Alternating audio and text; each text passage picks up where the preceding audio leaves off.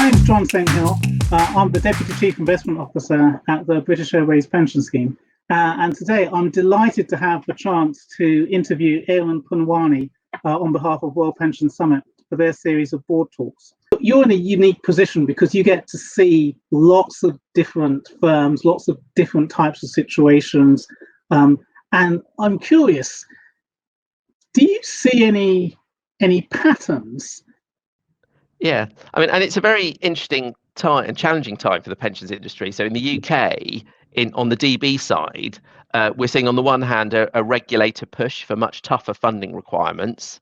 On the other hand, we're seeing sponsors being concerned about capital being trapped in schemes if they overfund, and we're already seeing much greater interest in contingent funding solutions as a way of bridging that gap, so that you can get to funding requirements which are prudent enough to satisfy trustees and regulators, but without trapping excess capital in the scheme. And I'd expect that trend to accelerate. I think the regulatory regime around consolidators does need to push forward. It's been moving slowly, but it needs to push forward.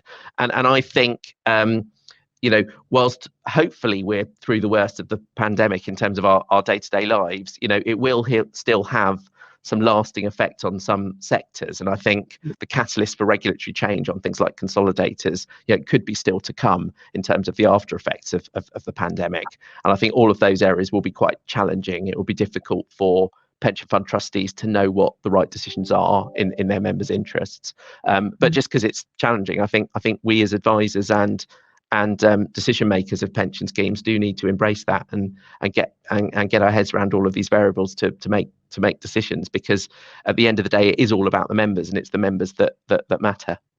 Yeah, I mean, clearly sort of LDI has been a huge growth area over the last 15 years, and what do you see as being the trends on the LDI side going forwards?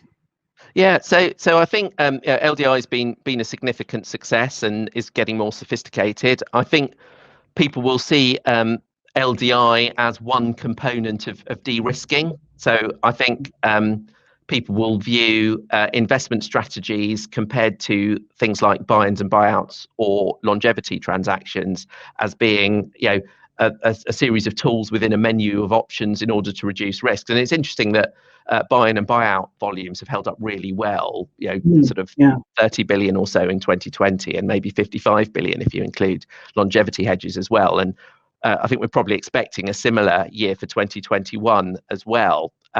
So I think, and then I suppose the other factor on de-risking, so we talked a little bit about LDI and buy-ins, buyouts, longevity hedging.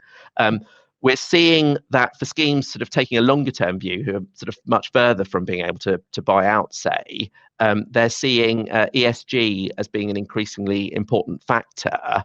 And that's not just to do the right thing or jump on the bandwagon, but actually as a risk management decision.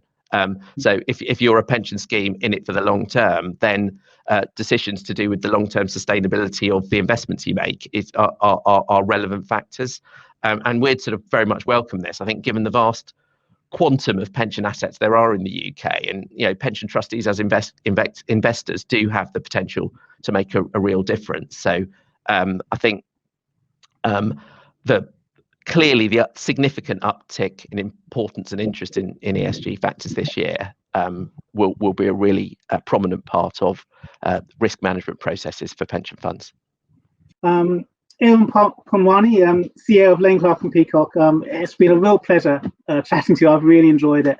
Thank you for taking the time to talk to us today. And thank you very much to you, John.